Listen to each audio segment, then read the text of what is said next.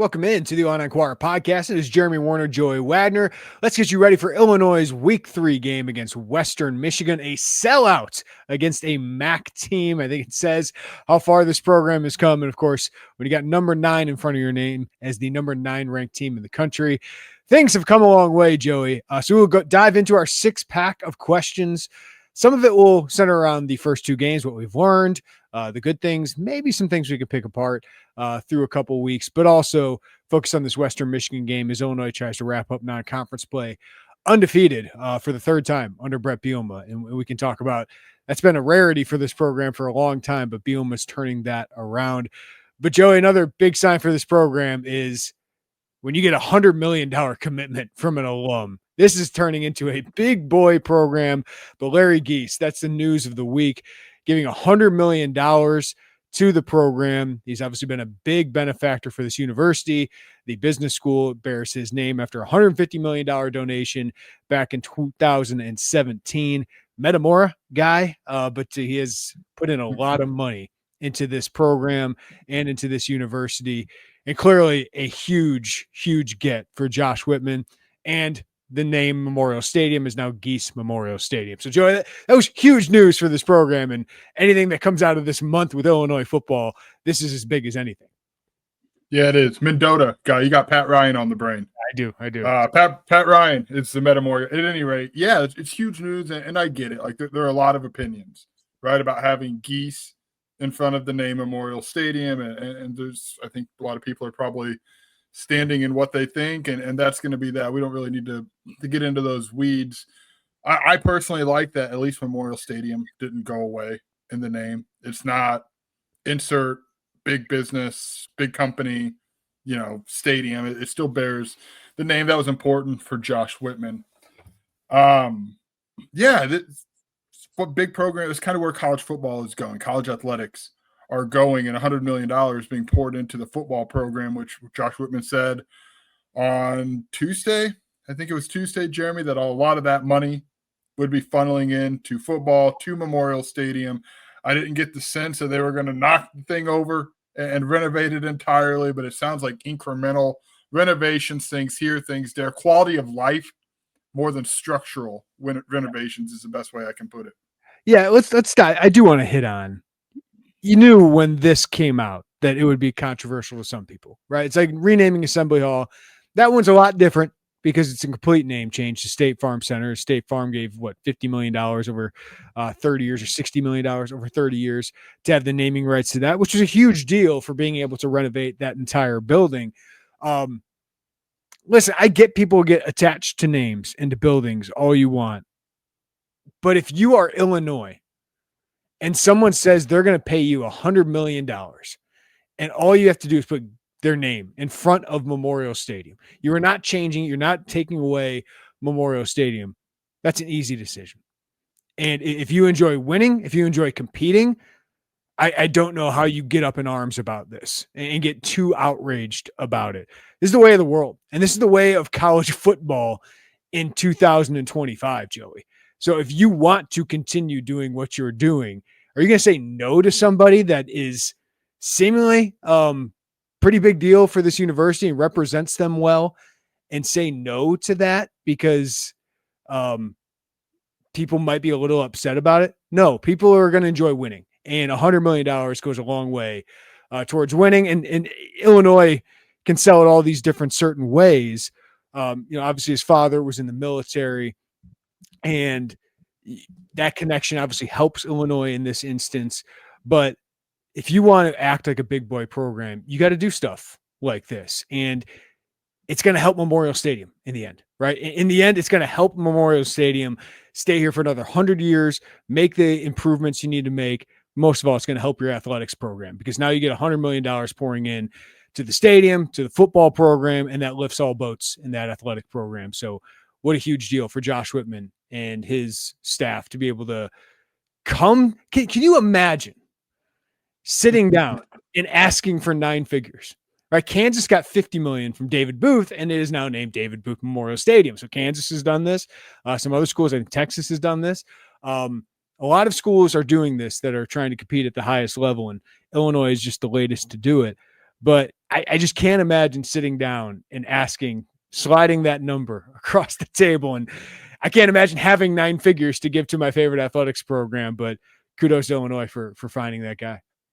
Yeah, we asked Josh Whitman some of the background, and this is a multi-year deal. This didn't just happen in a phone call. It's a multi-year relationship building and trying to figure out this and that about how this works. And Josh Whitman basically said, okay, we knew the number, and there are only a finite amount of things, probably 2, right? The 2 big, huge buildings where the 2 revenue sports play that would be enough to get that money, and naming rights is included in that. So yeah, you ask for $100 million, what you're paying back, there's a small window of things it can be. It's an incredible amount of money. It's a huge amount of money. I do want to bring up, before we get to the 6-pack, Josh Whitman sounded like, all right, we are very thrilled with this money. I don't want to belittle how much money Larry Gies gave, because that's a ton of money. But it also felt like, if you're a donor out there and you would like to be motivated by this generosity, please follow suit. And I thought that was notable. Like, that was one of my takeaways, was he's not challenging, but he's basically inviting, hey, Larry Gies believes in us with $100 million. That should be enough for you to say, if that guy believes in this vision, maybe I also ought to believe in this vision. We will see if it works. That was very much a message from Josh Whitman. Yeah, it was, you get one person to give that amount of money. Now you have more ammo to go to everyone else and say, hey, look, he stepped up. Can we get you to step up and really push this program forward? We're right on the precipice here. We just need more and more investment, because as much as $100 million is, I mean, you could spend that like that nowadays. And I think everyone sees that and they're like, oh, they're going to renovate the south end zone.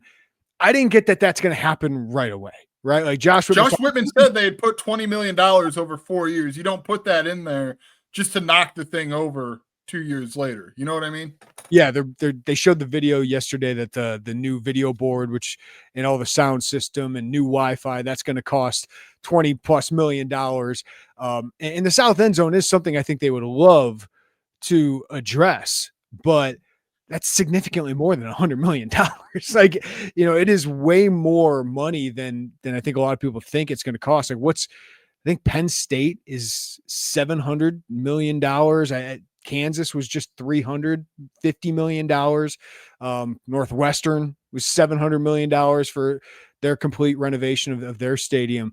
So, I mean, it's huge money, but it certainly goes a long way. And man, I can't imagine Larry Gies giving this without Brett Bielema having the success he's had, right? And getting the buy-in. I know this conversation started in 2021 when Bielema first got here, but makes it a lot easier when you're winning games. So it's just another kind of moment to reflect, Joanne, how far this thing has come as an operation since Josh Whitman took over in 2016. Like, what he took over was a dumpster fire, right? Just an absolute dumpster fire. And now 10 years later, Illinois basketball is one of the best programs in the Big Ten. And it looks like Illinois football for the moment is one of the best football programs in the Big Ten, behind the Ohio State, Oregon, Michigan's maybe of the world. I mean, Michigan, they beat last year and they look like they're better than Michigan now, but Penn State and those teams, like, maybe they're that next tier of programs. But the fact that we're talking about Illinois there instead of down in the gutter like it had been for a decade, pretty amazing that you're able to pull stuff off like this. Yeah, both on the field, and if you stand in the press box at Memorial Stadium, Gies Memorial Stadium now, and look around, you got money to do some of the other things too. You got money for Ubben. You got money for the Smith Center. Obviously, State Farm Center was done. Soccer, baseball. I mean, Josh Whitman has structurally built this thing up too, and wins obviously have come with it. Good coaching hires. This round, Brett Bielema's good coaching hires. Shauna Green, Brad Underwood. Katie Those Holteen. things all, Katie Holteen, Petros Kiprianou, you go down, like, he is really, you're right. I mean, you do have to look back at where this was. And you gave a great answer to Robert Rosenthal when Robert Rosenthal asked about that on Tuesday. And it's come a long way since Josh Whitman came up with the "we will win" and pictures with Lovey. And, it's just the incremental process to get here. Yeah, it's just always worth reflecting on that. And again, it's just Illinois acting like a big boy program here. And I think another reflection of that is filling the stadium, right? Like you're filling the stadium for this Western Michigan game, a MAC team. And I know it's going to be like band day. And so you sell some tickets like that. You're still selling 50 to 55,000 tickets to everyone else, to the general public, for a game against a MAC program. That's really, really impressive.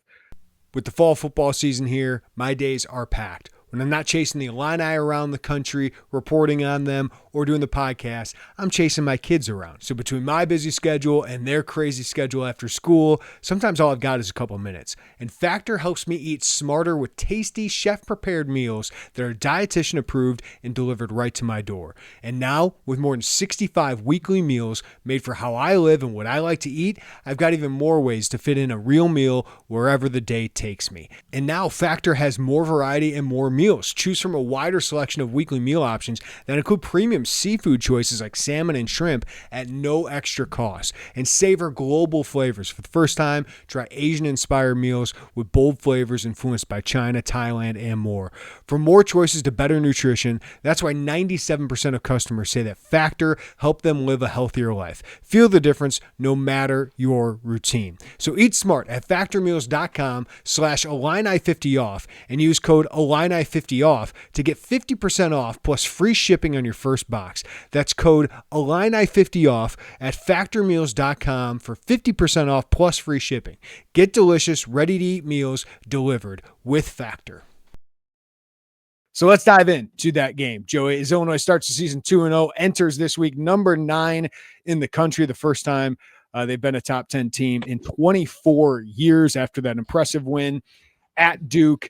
And now you get a chance, Joey, to wrap up the non-conference undefeated. And I texted you last night a little bit of research that I did. They are one game away from finishing a non-conference undefeated for the third time in 4 years under Bielema. That's pretty amazing because they'd only done that once in the previous 20 years. From 2002 to 2021, they'd only done it once. That's back in 2011. They won the first 6 games, famously lost the last 6 games and got Ron Zook fired. But that's a huge step, right? Like, it's usually if you're sweeping the non-conference, you're good enough to win 3 games in the Big Ten and get to bowl games. And when Bielema got here, that was the first order of business. So to get another season of getting halfway to a bowl game before you start Big Ten play, that's an important check mark. Yeah, it's a heck of a step in the right direction. And with this team, it's what you expected. Yeah. And I think that's clear. Not only are they doing it, they're meeting expectations and doing it. They beat a Power 4 team. You didn't just roll through a schedule of FCS and G5. Go ahead. Indiana schedule. When you said that, I said to 2011 did beat Arizona State, but it's not like you're just blowing over teams that are bad. I think getting tested at Duke, a Duke team that I think you and I agree is going to be in that 8 to 9 win range by the end of this thing, that was a good test. And maybe that test comes and bears fruit next week in Bloomington, right, where you've been on the ropes on the road. But yeah, it's what we expected this team to do, but also it's not what this program has always done. Yeah. Yeah, it's just a reminder. You go back and you look at some of these things. It's like, man, they keep checking off these boxes of what is possible, and that's how you rise up in everything here. So, all right, let's start with question number 1. What is something, Joey, from the first 2 games that we should not overlook, or fans should not overlook from the first 2 games to start 2-0? When we did the position power rankings in the summer, I left that thinking, did I put defensive line a little too high on this list? I was high on it then. I remain high on it. I think that defensive line has played really well here. And it's not, they average 50, opponents average 55 rushing yards a game. One of those opponents was Western Illinois, and one was Duke that basically said, no, we're good on running it. We're going to let Darian Minson throw it around here. But they've stopped the run as expected. And they're getting pass rush too. Tomiwa Durajaye, 6 quarterback pressures. Eli Coonan, 4. James Thompson, 4. Kurt Neal, 2. That's good pressure that this line's getting. The transfers in particular, James Thompson's really stinking good. He is a really, really, really good football player. Tomiwa Durajaye, you did a really good feature on him. It sounds like, it looks like that is starting to, he's comfortable. He's maximizing his full skill set, which is an impressive skill set. He's just bounced here and there before it's fully blossomed. Kurt Neal has been good. I like the rotation there. I just don't overlook. Gabe Akis has huge sacks. They had a ton of takeaways. I think the defensive line is playing well. Yeah, I agree with that. We'll talk more about it here in a moment. But the one thing I would not overlook is Illinois clearly is doing great in the turnover margin, right? They're number 2 in the country in turnover margin at 3 a game. Arizona leads in 3.5. And we think about the takeaways, which is one crazy stat is Illinois has more fumble recoveries, 5, Joey, than forced fumbles, 4, because of the muff. So they've actually recovered more than they've actually forced. But their ball control, man, 0 turnovers so far this season in the first 2 games, one of only 22 teams to do it. And there really haven't been that many close calls either. Like Luke Altmaier, the only one I can really think of is he threw it up to Hudson Clement, and that kind of bounced around after Clement got it knocked out. Malik Elzy, obviously with the drop, was pretty close to being a fumble. But I don't think we should overlook that part of the equation of turnover margin. This team's really good at takeaways. They have been for most of Brett Bielema's tenure with Ryan Walters and now Aaron Henry. But taking care of the ball is so important. It's something they did not do in 2023. And I think a lot of credit should be given to Luke Altmaier. No fumbles yet, despite 7 sacks, Joey, getting hit. And some of that he lays blame with himself. But he's also just not throwing interceptions, not throwing bad decision balls, right, that are going to be picked off. So in the last 21 games, since that 4 interception game against Penn State, 21 games, he has 38 touchdowns to 9 interceptions. The last 15 games, the last year and a half here, 28 touchdowns to 6 interceptions. He takes amazing care of the ball, and that's improved way more, Joey, with ball security and in the pocket. And then when he gets hit, he's holding on to that ball a little bit better. So I don't know if that's the strength he's added or just not getting hit in a certain way, but the fact that he's taking care of the ball is a big part of why Illinois has an advantage in the turnover margin, which is a big reason Illinois is 2-0. Yeah, there's a reason when we came into the season, we talked more about fumbles than interceptions with Luke Altmaier. The only other one that comes to mind was against Duke. Their linebackers jumped up and batted it down. That one, now Luke Altmaier put some heat on that football. So, that's a tough play for a linebacker to make, but they're so easy to point out because they don't happen that often. Yep. And why Oregon jumped out at you. Right? Like Oregon was weird because he was pressing. He was trying to make a play against a team he needed to score like 35, 40 points against, and he forced it, and he just made it worse. And those are things you can't do. Yeah, but other than that, he's been really, really impressive, especially with the interceptions. It tells me he has a total grasp of what he's seeing pre-snap, trust in, even with some new faces at receiver this year, trust in where they're going to be, what they're going to do. He's in control of this offense, and you're seeing that play through with not turning the ball over. Yeah, it's pretty amazing. All right. What group, number 2 question, what group are you feeling better about than you thought through 2 games so far? Wide receivers. I think it's wide receivers because we didn't know. Again, we've talked about this. The answers were in front of us the entire time in the offseason. We kept looking here and there. We didn't know who was going to step up and be that number 1. And that's clearly Hank Beatty, though I don't think Colin Dixon is that far behind. It's the opportunities haven't been as much for him, but there's going to be a game he's going to have Hank Beatty like games, and it might not be all that long from now. But even guys, Hudson Clement, I feel so much better about him sitting here today than I did 2 weeks into training camp. Justin Bowick, you know what you're getting, right? You know he is going to be that red zone threat who's going to make those plays. Maybe he's not 20 to 20, but 20 and in, he's a guy that you can go to and have those plays. And I still think he can take the top off the ball. Malik Elzy, we thought he was a hard one to gauge, right? Where does he fit in all of this? And you haven't gotten a huge production out of him, but he's a guy that you can put him out there and you roughly have an idea, that almost fumble notwithstanding. He's made a couple nice catches. I just think that group is starting to settle in, and I think roles are starting to be identified. It was always going to trickle into the season, but Hank Beatty's emergence, Colin Dixon, I think you kind of know what that is now. And a lot of the only unknown offensively has really fallen away. Yeah, it was a huge question, and it should have been. Like, we asked Barry about it this week, and he said, yeah, it was a major question, and you guys talked to me a lot about it, but he goes, for good reason, because they had to see who steps up. And I don't know if anyone thought this version of Hank Beatty would come out, but it's been fun to watch. Like, they knew he'd be a contributor, but I don't think they knew he was going to be this good, so kudos to him. But you have seen Colin Dixon, and it feels like Colin's been the on the bad end of Luke Altmaier's like few bad throws. Like he's been there, been open. Luke just hasn't been able to connect with him. But Boak has been like the high end of what we thought he could be. Like we knew the potential was there for him to be this deep threat, but most importantly, the red zone threat.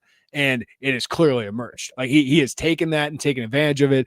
The only one play that you can think of is the deep ball Western Illinois, but he's shown great hands and been able to get open. So it's been awesome to see him do that. And yeah, Hudson Clement, like the reason there were some questions about this group was 2 weeks into training camp, we get to see a full practice. Malik Elsey's hurt. Alex Kapka-Jones is getting first team reps, and there just wasn't a lot of buzz about Hudson Clement. And it's like, hey, he still needs to come along, still needs to get in rhythm with Luke Altmaier. And certainly those things continue to happen. But that's why it was like, hey, I don't know if we can fully buy into these guys outside of Dixon and Beatty. But through 2 games, they are proving their worth, Joey. They are proving that this is a talented enough group and deep enough group that they can get the most out of Luke Altmaier's last season. I think one of your bold predictions, did you go with touchdown record that he would tie Kurt Kittner? I think you did. Though the reason I did not was the receivers. Now I feel like that's a great call. Now that we know what we know about the receivers, I would have been much more bullish on the passing attack because Luke Altmaier's freaking good. He's really freaking good. And I think they're going to get the most out of him with this group of receivers. Now, of course, we're going to see him go up against some better defenses, right? We're going to see him go up against some Big Ten defenses with better players, and they're going to have to prove themselves against those guys. But yeah, I'm much more bullish on the passing attack because of those guys. Anything else? Oh, yeah, there's the sign. You forgot you had Hank Beatty as a sign guy. Yeah. You asked, like, was he a sign guy? I don't remember. That was a long time ago. Was this one of your bold predictions? Sure it was. Could have been. I don't remember. Yeah. Hey, man, a lot goes on. It's been a long 2 weeks. All right, you stole my thunder. Who I'm feeling better about? It's the defensive line. I feel really good about them. I really liked the starting potential because I thought nose tackle, it's going to be good under Terrence Jamison. It just is.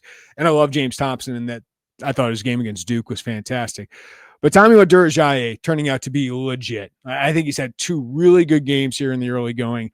Again, we're always going to say the competition ramps up here, but that is what a Power 5, Power 4 defensive lineman, a disruptor looks like. And they need another disruptor along with Gabe Akis. And so far that's been Durajaye. I think Thompson's been more the solid, just stout guy who can disrupt, but Durajaye's just quickness, power has been fantastic. And I still got some questions about the depth, Joey. It is solid depth. Like you can throw those guys in a game and they can compete. I don't think they're as disruptive, which is why they're in the second string, but it is better than it was last year. There's a complete drop off last year.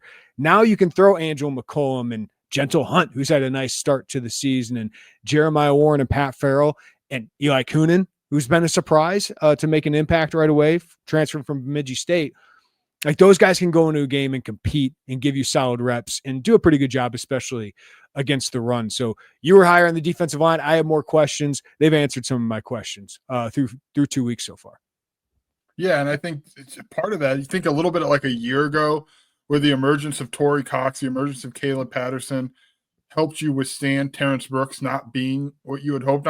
This is not an apples-to-apples comparison, but Carter Hewitt was a guy we thought through this point would have a bigger impact, and Eli Coonan now does, right? So you've hit on one of those. So the more you hit on, obviously, you have a little more wiggle room if someone isn't as immediately ready. Maybe in 4 weeks, Carter Hewitt is giving you more and is more involved in the rotation. It was the same thing with Gentle Hunt a year ago. We thought Gentle Hunt was going to be a guy who played a very, very big role. That didn't really come to fruition. You saw a little bit more of Jeremiah Warren. T-Rod took a ton of snaps because of it. But I think that the depth allows you to maybe allow some of these guys more time to get acclimated to the system, to what's being asked of them, to a new role, whatever the case is. And having that time is huge, and you don't have to fret about, oh, man, this transfer edition missed, even though it was a little bit of an under-radar spring edition. I don't want to write off Carter Hewitt as missed yet, but you know what I'm saying. I do want to say, like, some people have told us, like, hey, week 4, week 5, we think Hewitt can still make a big impact. Kind of getting up to speed with his body and all that. So that's what's phenomenal about depth, man. And depth is so encouraging on this, especially this defense, man. They're kind of short at corner right now. Linebacker, they got an injury, obviously, with with Rosiak, and you just feel like you got guys who can come in. It's a huge difference from 22 when they faded late when they had injuries, 23 when they faded late when they got injuries. Last year they did because they had Jaheim Clark step up or Malachi Hood and James Crute step up. So that's a big difference, I think, throughout most of the roster. Is just the depth has been really, really encouraging. All right. Yeah, thank you for saving me on Hewitt. He I don't want to come off as he's a miss. You haven't seen Coonan takes the snaps that we thought Hewitt would have through 2 games. I think that's telling about their evaluation and development. All right, number 3. What group are you feeling worse about through 2 games? I'm gonna just lump a couple to get the offensive front, which includes the tight ends, because I think when the run game doesn't get going, it's all what is with this offensive line? Well, they do bear responsibility in that, but we know the reason we talk about some of the tight ends the way that we do as well is because they have such an impact in this running game and opening the door. And I just we haven't seen the running game take off as consistently, I think, as we thought you'd see through 2 games. Western Illinois, you can chalk up to clearly they wanted Luke Altmaier to target his receivers. Clearly an emphasis was on the passing attack. We thought Duke was going to be a game that they were going to be able to really run the ball, run it well, and that didn't happen. Later in the game, obviously, it got going. 4th quarter running, A+ for Illinois, right? Phenomenal for Illinois. Yeah, it's been excellent, but you just wanted to see that consistency a little bit more throughout. So I don't want to just say the offensive line, because I think tight ends bear responsibility in that, running backs obviously as well. I just would have liked to see more from those 2 groups in the running game. Yeah, like the offensive line, the pass protection hasn't bothered me as much as the sack numbers would say, because I got to be honest, outside of the J.C. Davis, where he just got beat by a really, really good player in Anthony, who's going to play in the NFL, which is rare for him, right? That doesn't happen often for J.C. I think Luke Altmaier shares blame in all the other 5. I just think he needs to get the ball out, needs to read things better, or he ran into sacks at times. So maybe a couple of those, the offensive line still shared some blame, but I think Altmaier definitely shared some of the blame in some of those. But it's the running game. And I'm starting to think, Joey, we came into this year thinking, and I did, and maybe that's my fault for thinking this, I thought this year the run would set up the pass more. And I'm thinking maybe this is a team where the pass sets up the run more. And we're starting to hear Bielema talk about that a little bit more. And I think that's how Lunny came into the season thinking. But then that second half, they really leaned into those quick passes to Hank Beatty, get him upfield, and that created room for the running game. I still think with the quarterback you have and a good group of wide receivers, maybe it's the passing game setting up the run. And when you get that balance and keep them off kilter, maybe that sets up the run game for a little bit more success than teams knowing you're going to come out and trying to run the ball and not doing it well. So they did make some adjustments to that, but I thought it was more the passing game kind of setting up the run. So it's important for Bart Miller and Barry Lunny to figure out what this offensive line is good at. What gives me confidence is they figured it out. It's maybe taken them a couple games and you wonder about the self-scouting of what are we going into a year, but they always make adjustments to get the most out of the offensive line, the pass protection, the run scheme. As the season goes along, you wish these early things didn't happen, but it hasn't cost them a game yet. And I'm still bullish on what this rushing attack can be. I just think it might be the passing game setting up the offense. I am a little disappointed outside of Tanner Arkin and the tight end blocking. I feel like your 11 personnel has been way better than your 12 personnel outside of when you get into the red zone and you could go your tugboat or whatever it is. Like, I think that's when that group is pretty good, but I haven't been impressed with the 12 personnel, the barge. It's just not working for them. I feel like spreading it out with those receivers has been better. Yeah, I'm good on the barge for a little bit. It was fun when it worked, but it really telegraphs what you're going to do. So I like that touchdown pass to Justin Bowick as much as I did, because it was a counter to what Duke thought Illinois was going to do. And we say feeling worse because our expectations were so high for the first 2 games. It doesn't mean this is a position group or an idea or a concept that Illinois can't figure out. I just thought these first 2 games you were going to see some more consistency altogether with the running game. And again, I didn't feel that bad after Western Illinois, just because I think reasonably you could watch and see what it was. But I did, leaving Duke or through 3 quarters at Duke, I thought even with the sack numbers factored in, this should be better. Yeah. This has not passed the eye test for 3 quarters. Can I give you a group that might surprise you that I'm picking? Because I would have put this group among the best on the team. Corner. I'm a little concerned about corner. Caleb Patterson obviously had a bad game against Western Illinois. He seemed banged up at Duke. So we'll see how much he plays against Western Michigan. I like the depth. I like the experience. But Duke's wide receivers, I thought, were really good against them. I think it's a sound secondary. I think they're sound cornerbacks, but we saw Torrey Cox bite on one. We've seen Caleb Patterson bite on one. Jaheim Clark hasn't been on the field because he's been injured. And you're playing Tyler Strain, who I thought gave you some solid reps last week, but it's just a group I thought would be a huge strength of this team. And I just don't know if it's a great group, like talent, top end talent wise, outside of Xavier Scott. And the reason I'm saying is because you have Indiana and those big receivers. Surratt's great. USC is probably a top 5 wide receiver group in the country. Ohio State's probably number 1. Washington is loaded. So after this game, 4 of your next 5 games are against great wide receiver groups.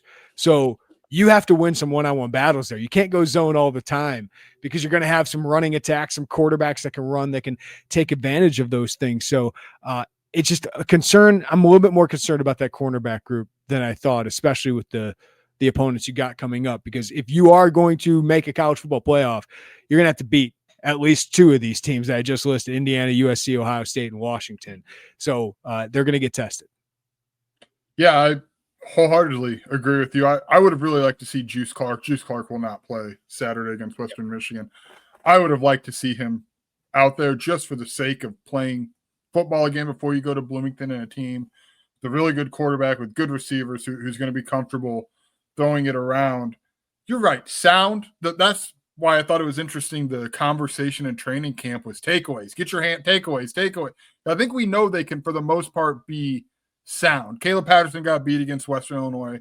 That happens. Torrey Cox, that play again. I asked Corey Parker about that play against Duke where his eyes went to Mensah rolling and the receiver gets out. That's a tough play, right? Because Mensah can just take – it's a very, very difficult play, but it's a teaching moment. And you can't just lose your receiver downfield. If you do that against Indiana, you do – I mean, good passing teams will exploit that. They missed Jaheim Clark a lot. I think Jaheim Clark is a guy that, from what we've seen through if he came back and started, I wouldn't be surprised. Just given what we think he can be, what he was a year ago, and just some of the inconsistencies you've seen back there. I do like that. I think they can match up in a lot of different ways. Xavier Scott is kind of your eraser, right? If you need to move Xavier Scott outside, you can do that, and you can do that a lot while feeling better because Tanner Heckel played as well as he did. Right. I think that showed hey, this guy can play. Xavier Scott moving outside is not a bad thing against certain teams. Yeah, if you have quicker wide receivers, which I thought they did against Duke. Duke didn't have a lot of big wideouts, but they had quicker guys, and that's where it made sense to play a guy like that. But against Ohio State, Washington, some bigger physical guys, Surratt at Indiana, you're going to need Caleb Patterson and Jaheim to compete against those guys. So maybe even a Tyson Rooks. Yes. So I like the depth there. I think you're solid there. You got elite opponents coming up at wide receiver. So had some issues at that cornerback position with some busts and also just getting beat at Duke. So just something to watch. It's a group that I don't think we've talked a lot about, but coming up with these teams. And we should also say Xavier Scott struggled at Duke. I mean, I think there were some plays, a couple, 2 or 3, not a lot. It wasn't a start to finish struggle, but a guy that I had him as a pick to click, right? They're just, you think so highly of him and that mistakes don't happen with Xavier Scott. There were a couple plays that, hey, Duke's got good players too. Yeah, the Angelo Anthony touchdown play. Yeah, that was a phenomenal play. It's just one-on-one. Your guy got beat. The one that bothered me was the bad angle, and he missed the tackle, and it went for an extra 20, 30 yards. And that was right after Illinois scored a touchdown. To thinking, oh, they could put this game away. It's like, nope, Duke's scoring right away again. And then obviously Gabe Akis did what he did. So our ad guy, Alex, likes to send me some of the product that we sponsor on this show so I can share some anecdotes about the product, which is great. It's fantastic that he does it. But when a cooler full of Omaha steak shows up at my door, I get a little excited because they are fantastic. My wife and I ripped immediately into the sirloins and cooked those up just based on the grilling guide they send along with you. So even if you don't have great grill experience, they tell you exactly how to cook these things to perfection. And I got to say, these are some of the tenderest steaks I've ever had. Since then, I've had their chicken breast. I always have chicken in the fridge, but this chicken was some of the tenderest I've ever had. We just had some of the sirloin tips. Just fantastic meat all around. And that's what you get with Omaha Steaks. Handcrafted steaks to other family grilling favorites. They deliver the world's best steak experience. They also have juicy burgers, deli-style franks, meaty chicken wings, and more.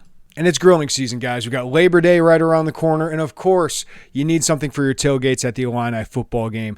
There's nothing like adding the sizzle of Omaha Steaks to your grilling tailgate. So stock up now and celebrate Labor Day with the exceptional handcrafted flavor and convenience of Omaha Steaks. Get fired up for fall grilling with Omaha Steaks. Visit omahasteaks.com for 50% off site-wide during their Labor Day sale and add an extra $35 off if you use promo code Illini at checkout. That's 50% off at omahasteaks.com and an extra $35 off with promo code Illini at checkout. See site for details. Let's go to number 4. Should Brett Bielema sit Dylan Rosiak and Aiden Lawfrey against Western Michigan? He said both of them practiced on Thursday, Joey. Didn't say to the extent that they're full go yet for Western Michigan. I think he said game time decisions basically for Aiden Lawfrey. So what do you think? Can you sit these two veteran players, team leaders against a MAC opponent?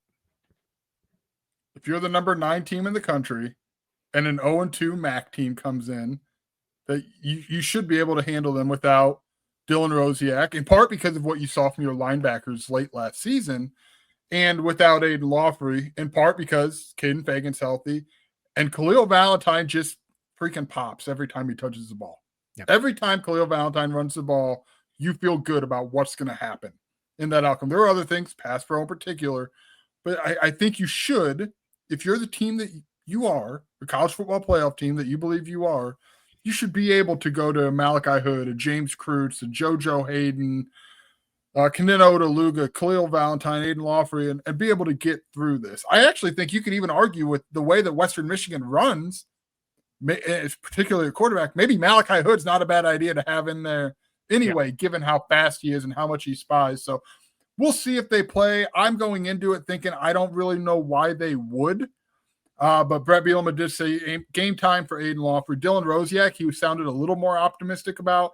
I will believe that when Dylan Rosiak is playing middle linebacker. I just think that it doesn't feel necessary. This isn't Western Illinois, but it's still a team that if you're a playoff team, a top 10 team, you should be able to beat at home. Yeah, I'm really fine. I'd like Jaheim Clark to get some reps, but I don't want to risk that hamstring anymore. Like I get why they'd want to sit him and be cautious with him. Rosiak's a hamstring, I believe, as well. Bielema said after the Duke game. I'm okay with sitting him because as exciting as Malachi Hood is, Dylan Rosiak's a good player, and you're going to need him for this run, especially going on the road where he's been there, done that time after time. I get the excitement about Khalil Valentine. I'd love him to get a little bit more of Aiden Lawfrey's reps going into this game because of Aiden's health, but I want Aiden Lawfrey to get some more reps. I think we think of Aiden Lawfrey as some huge veteran. He has 329 career snaps. I'd still like to have him, rolling downhill once they get into Big Ten play. So yes, get Khalil a few more touches. He's deserved that.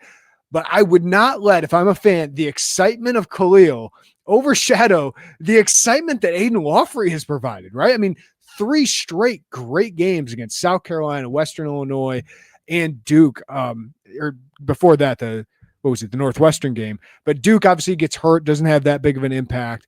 But he's a really good player. And I don't think we need to bring down one guy because the other guy's really exciting. All 3 of these guys make for a great running back room. And as Brett Bielema said, they all bring something different that teams have to worry about. And Aiden Lawfrey is a nice in-between of what Caden Fagan and Khalil Valentine are. So Valentine's earned some more snaps, but if Lawfrey is healthy and you're not risking anything outside of just another injury happening, I'd still like to get him some snaps, even if it's, 5 to 10 instead of 20.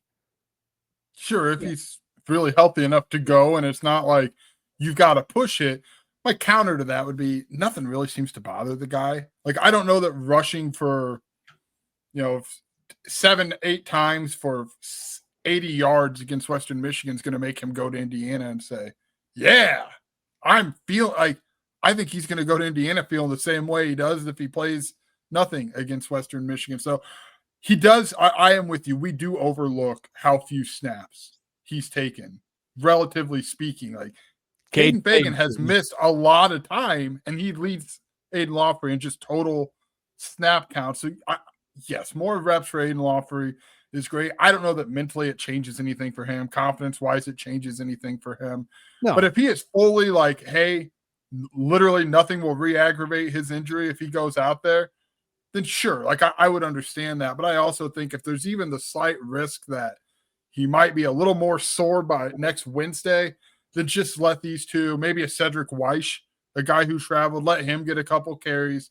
But I don't know that 5 to 8 handoffs carries for Aiden Lawfrey is going to change a ton for him. And we'll talk about that. He can help you win this game too. Like, I know they're going to win, but like, he can help you do that because Khalil's still not a really good pass blocker. Caden is, but Aiden's got that explosive ability. And I do think there'd be some opportunities to get him involved in those explosives. So it's just, I get the excitement of Khalil. I'm excited about Khalil, but Aiden Lawfrey is still a really important part of this offense. I don't want to overlook what he can bring. All right. Number 5, Joey. Anything give you pause about this Western Michigan game for Illinois? I like their defensive front. I think they're able to generate pressure up front. And we just talked about the offensive line, some of the sacks, some of which fall on Luke Altmaier. I don't think there's enough that's going to make Illinois fretting it in the fourth quarter. Again, if you are who you're ranking and who you intend to be, it shouldn't be the case. But I do think it could be that defensive front can rattle, can make some early noise and maybe have a little bit of a slower start out of the gates. But for the most part, Illinois they don't throw the ball. Western Michigan does not throw the ball very well. I like Illinois up front. We just talked about that. I don't have a lot where you say in the fourth quarter it'll be a 10-point game, but I do think, maybe that front slows things down a little bit from starting to build that momentum midway through the second quarter. Another thing that kind of talks about this game is Illinois is a 27.5-point favorite. I think Western Michigan might have been a favorite when PJ Fleck brought him in here in 2016 in Lovie Smith's first year. And of course they won 34-10 in that one. Illinois is way different, but Western Michigan is way different too. Like they just do not, it's not the same program. Even when Tim Lester was there and they had, Corey Davis played under Fleck. They had your boy Jaden Reed, who's a phenomenal player before he transferred to Western Michigan. Dwayne Eskridge was phenomenal wide receiver. They just had some high-powered offenses. That is not the case with this team. This is kind of a need to be ground and pound team. They got 2 quarterbacks, which means you really don't have one. Brock Lowry is a former Indiana player. He's a really good runner. That would be my concern, is that he can make plays. But I think you got the linebacker and Malachi Hood to chase him around and to kind of keep him under wraps. But they do have a defensive front that could cause some disruption. And if they do that early in the game, Joe, it could, lead to a big play for Western Michigan, set their offense up well. But they have some guys that are power 4 guys up front. Nadame Turner, number 11, is their best one. He's a Houston transfer. He's got 2.5 sacks, 9 pressures already this season. He's legit. He might have a chance to play in the NFL. And then Rodney McGraw, a defensive lineman, 6'6", 265. He started his career at Louisville. Then he transferred to Penn State. So this is power 4 talent they have up front. And we're talking about a defense or an offensive line and protection and a run game that has not been great early in games.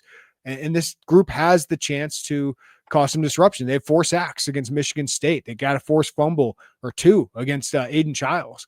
So that can change a game and maybe make it a little closer than you think. So the defensive front should be taken seriously, and the running back can run around a lot. I don't see how Western Michigan scores with Illinois, right? Even if some of those things come to fruition, Illinois turns it over and it leads to points for Western Michigan. Can Western Michigan score 30 points against Illinois? I struggle to see it with that offense. I mean, they are an atrocious passing offense, Joey. They are number 122 in passer efficiency, They complete 49% of their passes, 138 passing yards per game, 5.9 passing yards per attempt. They're one of the worst passing offenses in the country.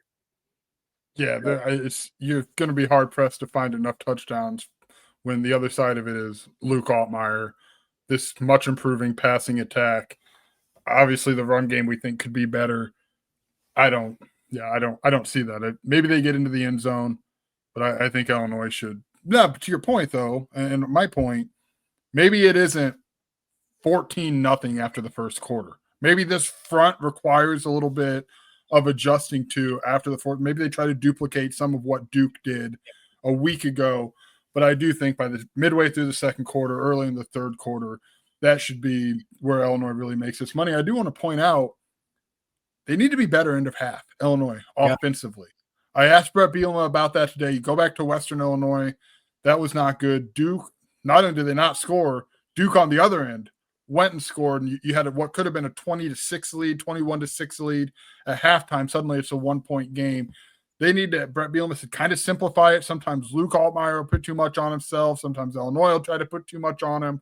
I think as the receiver rotation has solidified, I think those answers are obviously Hank Beatty, Colin Dixon, Hudson Clement, and then you would throw in Justin Bowick, Malik Elzy in there. But I bet Brett Bielema is not going to take the ball first if the opportunity, and he is going to emphasize that double dip end of half, start of second half. That's a great point because Western Illinois, they had a chance to score at the end of the half. And yeah, that was a 14-point swing basically, or at least a 10-point swing at the end of Duke. And that could have been what we wrote about at the end of the game if the second half did not go Illinois' way. All right, last one, number 6, Joey. What from this game would give you more confidence heading into the Indiana game, which will be a top 25 matchup because Indiana's playing Indiana State and likely to be billed as a college football play-in game? Running the ball better, more consistently, not waiting until the fourth quarter to put up 80-plus yards, run it better early, run it better in the second quarter, be able to let that running game go into the passing game. The numbers aren't bad. Like if you straight up look at Illinois' rushing numbers, if someone were to go in and look at this and say, what are you talking about? They're averaging 100 and I'd imagine 50 yards a game rushing, somewhere in that ballpark, 160. I know you're looking it up. I can see you typing. I want to see that from start to finish and not being able – there's credit to wearing down a team in the fourth quarter and being able to run. And maybe that's something you can do at Indiana if the game falls in your way. But I want to see them come out of the gates a little bit better. Yeah, 166 rushing yards per game, and a lot of that has been in the fourth quarter. I think, they have 407 – or let's see here. I wrote it down the other day. 332 rushing yards. Take out the sacks though, and it's a little bit more than that. It's probably closer to like 400 and something. But it feels like out of those 400 gained that they've had, it feels like 300 have been in the fourth quarter. Somewhere close to that 250. Yeah, I'm looking it up because I know I'd written it in takeaways. It's cool. Keep talking. I'll come in. I put trench dominance. This is a game that you need to dominate in the trenches. And I have no doubt the defensive front will do that. I've been very encouraged by them. It is mostly on that offensive side. As you said about the offensive front being your position that you're feeling a little worse about. I agree with that. Now, maybe there's some things. I thought Barry Lundy's second quarter at Duke wasn't great. He's been phenomenal. I think Barry Lundy's been great, and I think he's going to continue to put himself in future head coaching opportunities here. But that second quarter, I didn't think he put his group in the best positions to succeed. So maybe that's throwing the ball a little bit more to open up some of those running lanes and playing off that. But, man, like you just want to see Illinois dominate those trenches leading into Big Ten play because that should be still what they are. I mean, Luke Altmaier they got some really good skill players, but this is still a Brett Bielema program. If you want to win 10 games, you have to win most games in the trenches. So against the MAC team, you definitely want to see that. The other thing I would say is Hank Beatty's been phenomenal. I'd like to continue to see other receivers make plays and Luke Altmaier to make connections with those because teams are going to start to know that Hank Beatty's getting the ball, right? So those other guys are going to have to win their battles too. Yeah, Colin Dixon feels like a guy that's been building a little bit more for him. We don't have questions. It just hasn't really made its way there. To follow up, 215 of Illinois' rushing yards have come in the fourth quarter. That's 65% of their total rushing yards have come in the fourth quarter. great when you can salt away leads, but against the two teams that they've played where we thought Trench Bat, I would like to see a little bit more. I do think, maybe this is a game where Clement feels like a guy that maybe he's getting some of those targets as Beatty's covered up, but spread it out a little bit more to some of those receivers. All right, let's get into our picks to click and bold predictions. Last week, Joey had Luke Altmaier. I'd say that hit. I took Caden Fagan. I had his legs, but I'm going to count that one big run as a hit. Yeah, but it worked. And then you had Xavier Scott. I had Miles Scott. Neither of the Scotts stepped up in that one. Bold predictions. Joey had Jordan Anderson touchdown. I think you should just keep going with that. And then I had Khalil Valentine 15+ yard touchdown. Of course, that hit. Joey, Daniel Brown 1.5 sacks. I had Mac Rosetich interception, so neither of those hit. But if we hit one bold prediction between us each week, that's a pretty good thing. So can I go first for picks to click? I would love it if you did, yes. Okay. We've mentioned him multiple times. I think it's Colin Dixon time. I think Colin Dixon's going to have, whether it's his big play or his 80-yard game, I think Colin Dixon's there because he should have had like 100 yards last week. Luke Altmaier missed him twice, including on what would have been a touchdown if Luke just places that like he normally does. So I think Colin Dixon is looked good when he's gotten the opportunities and the ball has been put on him. So obviously he had the one touchdown, was a beautifully called play by Barry Illini at Duke, but you're starting to see him get the ball a little bit more. And I think that'll continue. So I think this is the game that we see Colin Dixon's total yardage go up. So I'll go Colin Dixon, my guy. I'm going to go with Khalil Valentine because I do wonder how much Aiden Lawfrey is going to play. He has just been really fun to watch run the ball. Yep. The way he runs, Brett Bielema said today, maybe that every player has a moment. I know you really highlighted the moment in your film review where he dropped his shoulder. That is not something we've seen from Khalil Valentine in the course of games. And I think maybe that is the start of something. I think opportunities will be there for him. I don't know. What's that look like, Jeremy? 85+ yards? Yeah, no, I think he's very capable, especially if he's going to get, if Aiden Lawfrey does not play, Khalil Valentine's probably going to get 30 snaps or something like that. Him and Caden would probably split it, which I would imagine is about 25, 30 snaps for each of those guys. So usually running backs going to get about 10, 15 touches in that and could be more. Yeah, he's earned it, man. He's exciting. He's a little bit different. And that Duke game was different for me. The physicality he showed. Listen, he did not make a great block on that phenomenal Luke Altmaier throw to Justin Bowick, but he got the job done. He gave Luke a chance to escape, and then just lowering his shoulder like that and making that spin move. I wasn't aware that was in his game, Joey. And it's good to see because that's his next step, is getting those yards after contact. He did it on that play. He did it week 1 against Western Illinois. Keep that train going. Like, you got 3 good backs, and he's certainly one of those. He's answered a lot of questions for me in that Duke game. So that's a very, very smart pick to click. All right, pick to click defense. I'm going Malachi Hood. I think it's a really important game for him. Their quarterback, Lowry, is tough. He's physical as a runner. So that's a one thing. You got to account for him in the run game. Mensa didn't look to run as much, but part of that was because Malachi Hood played well. And Malachi played the most snaps he played in a game so far last week. And I thought he played really well. He's shown some physicality between the tackles. He looks like you're starting Mike linebacker next year. And to me, he looks like a guy that's going to have a chance in the NFL. So I think it's going to be a great opportunity for him. I would imagine even with Dylan Rozak, if he's fully cleared, Joey, like Malachi Hood's going to play a part in this game because he has so far this year. So I see him racking up some tackles in this game and maybe making a big play or two. Yeah, I like it. I'm going to go with James Thompson. I feel like he's played good ball. It's not Johnny Newton pressures a million times. James Thompson has played excellent football. Western Michigan wants to run the ball. He could, in fact, stop Malachi Hood from having that game. If he just cleans it up, he and that defensive front, just clean it up at the line. I really like what you've seen out of him. I'll even half bold prediction say this is a game he gets his first sack. The way he's playing is just really, really at a good level right now. Tomiwa has earned especially after Western Illinois, the pressures against Duke. But James Thompson's a little bit quietly gone about his work, but he's played just really, really stellar football. All right. You want to go first for bold predictions? Offense first, or do you want me to go? I will let you go. Okay. We've talked about Justin Bowick in the red zone. I still think this guy's got some red zone ability to him. I'm going Malik Elsie touchdown. I think this is the week. Malik gets a touchdown. We saw Cole Russ get in the end zone last week, so I couldn't go with him again this week. And he only played 5 snaps, so I just don't know how many opportunities there's going to be. But I'm going to go with Malik. Gets in on the scoring action this week and get him some confidence going into Big Ten play. I like that. I'm going to stay in the passing game. Keep rolling with Justin or Jordan. Come on. I should. I do have a sign made up for it, as you might remember. I did not remember until I was sorting through them. I want to go with Cole Rusk, but I'm going to go with Davin Stoffel. I get touchdown at Illinois. I think seeing him move and block for Luke Altmaier on that quarterback run kind of was a nice reminder that Davin Stoffel's a large young man, but he moves pretty well. I think he catches the ball pretty well. This feels like maybe they run the tugboat out there again in the red zone. I like what Davin Stoffel can do. I will take him as a touchdown.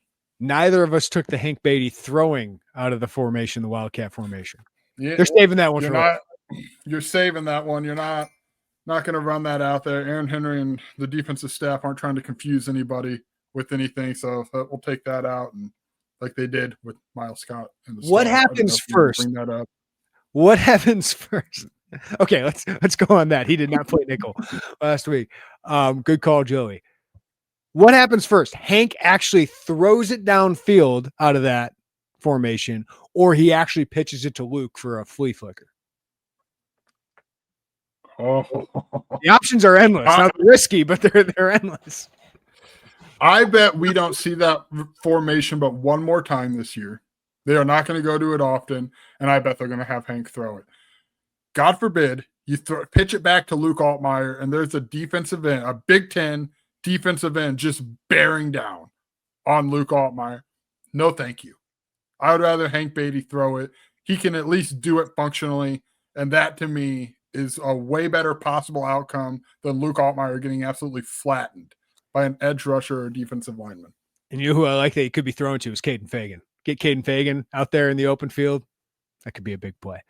All right, defense. I do want to say, since you had Daniel Brown at 1.5 sacks, he's out. He had an injury, had a procedure, Brett Bielema said, and is out for a couple of weeks. They hope to have him back by the USC game. So Daniel Brown, who had some nice plays, some nice pressures, especially against Western Illinois, suffered an injury against Duke. You need me to go first here on bold prediction? Go for it. All right, I'm going to go Xavier Scott. It's been a while since he's got to pick. I think it's time. They got a nice little slot receiver, pretty good player that transferred in. So they'll be targeting him. And I'm telling you, these quarterbacks are not very good. And when they throw the ball downfield, Illinois is going to have some opportunities. And they're going to have to throw the ball at some point against Illinois because they're going to be trailing here. So I'll go Xavier Scott finally gets that pick. It's been a little bit since Xavier got one. It has. This doesn't feel as bold in a vacuum, but if you zoom out, 3 straight games with the strip sack is kind of a bold thing to predict.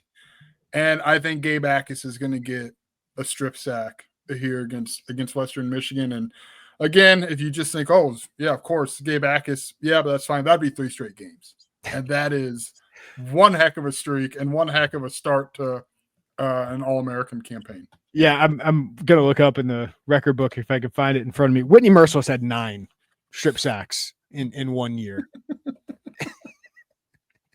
It's like I think like Simeon Rice's career record of sacks is probably the most untouchable record, but it feels like Whitney Merciless, no one should come close to 9. But if he gets 3 in the first 3 games, I'm going to start thinking maybe Gabe Akis can do it. Maybe he can match Whitney at some point, especially if Illinois does make a college football playoff. And I tell you, if they're going to get 9 strip sacks out of Gabe Akis like Whitney Merciless, I feel better about the group around him being able to win more than 6 games like that 2011 team had. So that's been a good start for Gabe Akis. And boy, it doesn't take much more from here to get an All-American season. It's just like a sack every other game, couple big plays. That's a great start to his campaign for all those honors. Hey, I do remember a bold prediction was double-digit sacks. Was that me or you? That was me. Shoot. You said he gets a second all-time, which he certainly will do. He's 5.5. Oh, yeah. Or wait, is it 4? That feels like a lock. Yeah. That feels like a lock. I don't remember the double-digit sacks now that I remember it was you. It slipped my mind. We kind of came into the season. There was one point where I think we just talked about it on this podcast. I'm like, Can we talk about Gabe Akis? Like, he might be the best player on this team along with Luke Altmaier. And it's like, oh, yeah, he is. He is that dude. He's a phenomenal player. And it's just, he's kind of followed this Johnny Newton route, right? Where it's like early flashes, maybe a little stagnation, and then all of a sudden, bam, he's a star. Then he comes back for another year that maybe you weren't expecting and just completely dominates when he's out there because he's an NFL player playing college football right now. Yeah, I don't get the sense this is just, and obviously what we know, what we've seen production-wise, this isn't a Wale Batiku non-conference All-American campaign, and then it slows down in Big Ten because Gabe Akis has done it in the Big Ten. So it won't be quite as visually dominant once Big Ten play happens, and statistically, of course, but this is the real deal. He is one of their two best players. Gabe is already tied, let's see here. Career force fumbles. Gabe is already tied for 7, or he's in the top 10. Number 1 is Simeon Rice with 13. Jake Hansen's number 2 at 12. Whitney Merciless and Stanley Green are tied at number 3. Stanley and Whitney with 11. Whitney had 9 in that one season. Jake Hansen had 7 back in 2019. That season he went ridiculous. Kevin Hardy had 5 back in 1995. That's pretty good company. 3 NFL players and 2 all-time greats in Kevin Hardy and Whitney Merciless. So pretty damn good start for Gabe Akis, who had 3 coming into the year, now has 5. So pretty good for Gabe. All right, you got anything else? I got nothing else, man. Just get through night game Saturday. Then it's a really, really fun stretch. College football. Those next 2 games, Indiana and USC, will tell us a lot because those are 2 really good opponents with some really good talent. And that's when we really, really start ramping this up. But thank you guys for listening to the Illini Inquirer Podcast. Give us a follow, rating, or review wherever you get your podcast. If you're watching us on YouTube, hit that like button, subscribe to us, and hit that notifications bell because we're going to do our post-game podcast live after Western Michigan.